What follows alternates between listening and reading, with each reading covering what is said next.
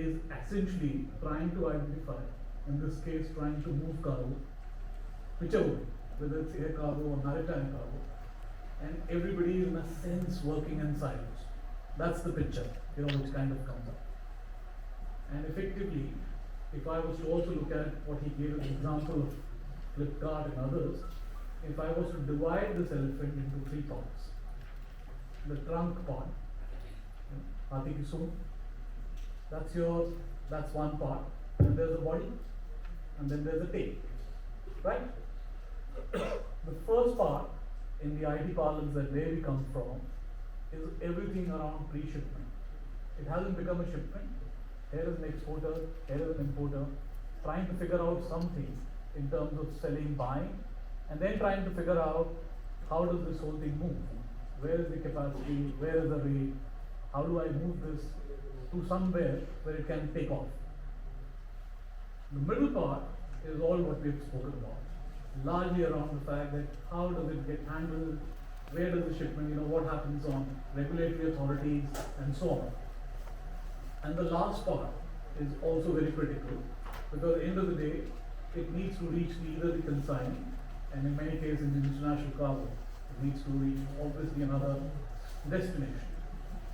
For all three parts, thankfully now, there's technology and a solution which is available. And some of it, obviously, we are also part of.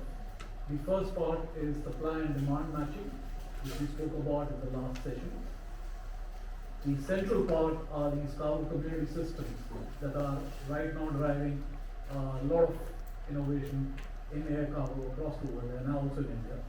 And the last part, and let's not forget that, which is yet to come, which is about the fact how do you connect one airport here with a destination airport somewhere else on what we call as the digital world. Whatever happens here in terms of, think about it, if you have a customs examination happening on the export side and HS code being declared here and a process of customs happening here, can this be visible? Can this information get transmitted on the import side and so on? So I think if I was to put all these together and then put a visibility layer, etc., that's where possibly the excitement is coming in from Private. Thanks, Vinny. I'll remember the elephant. Parinderji, same question. Agritech. I did a bit as I will relate my thing with the current topics also about the floriculture, horticulture, and all that, and the leaner cargo. See, the main cities, main prefectures, where everything is moving the way which has been designed to move and all that. So the growth which we are talking about, we want to go from 3 million tons to 10 million tons. That is not going to come from the manufacturing sector so much, because manufacturing has a capacity, has a limitation, and the demand for wherever we want to talk, we are talking about exports basically on that front. So the demand in the other side of the borders are also being matched by so many other places. For India, which is largely again an agriculture country, so agriculture country, our produce, there is statistics that say about 40% of it goes waste, because we do not have cold chains and we do not have technology, which is farm tech. We call it farm tech. We don't have farm technology. It doesn't mean that we have some automated machine and all that kind of technology. Technology are there. I'm talking about the digital part of it. The producer, and you have to change the farm to fork. We have to devise these things.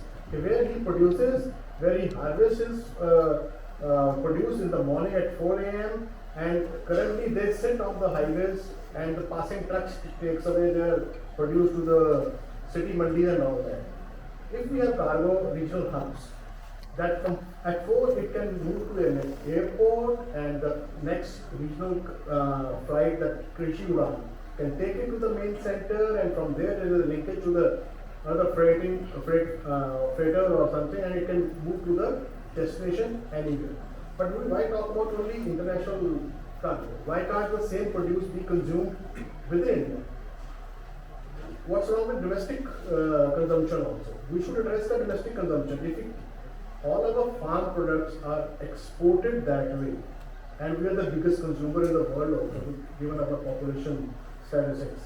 So you can very well imagine what will be happening to our, inflation on the food. But we do not have excess which is being produced in say Tripura. We get whatever over here which is produced in the nearby say 50, 60, 100 kilometers. So if we have these regional cargo hubs which are, there's a defined lines of cargo hubs and cargo connections, things can move. The visibility of what capacities are available should be on there. Now the skilling, all this, we can go to the regional hubs, but where are the skills over there? Who will run these tech systems over there? There are no skills over there. The skilling of manpower on technology. And we're not talking very high-tech technology they have to learn, they just have to learn how to push the button. See the thing and how to push the button. Once we have defined all this, we will have massive logistics available to us, which can be for both domestic consumption also and international consumption also, and the making from farm to fork. The numeration the farmers will get, it will encourage them to come on this bandwagon, come on the highways. Government has already done something on the e-Rakam and e-NAM.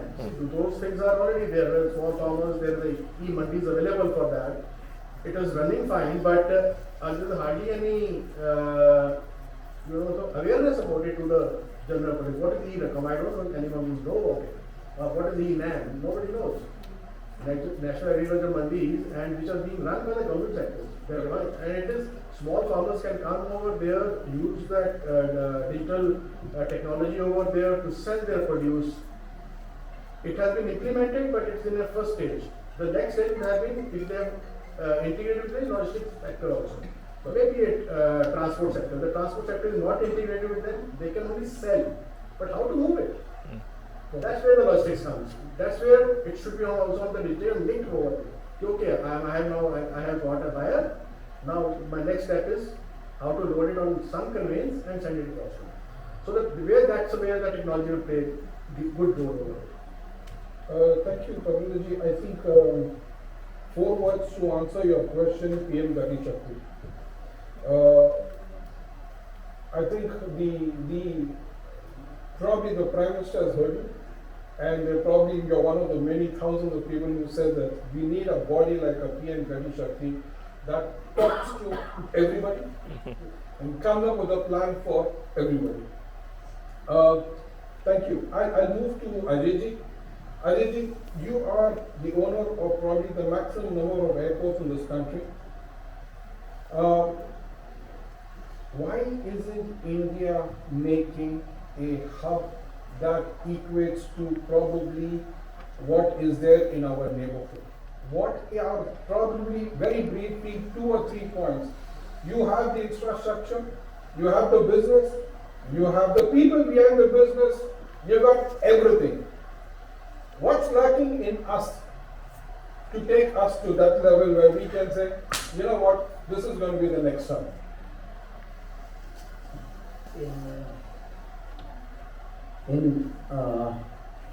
What you said is quite correct. In our neighborhood, in presentation which we started this morning, Hong Kong is the biggest airport or first airport, which is very nearby here, not far away, and we are and very small country, not having its own produce or own manufacturing, and they are number one.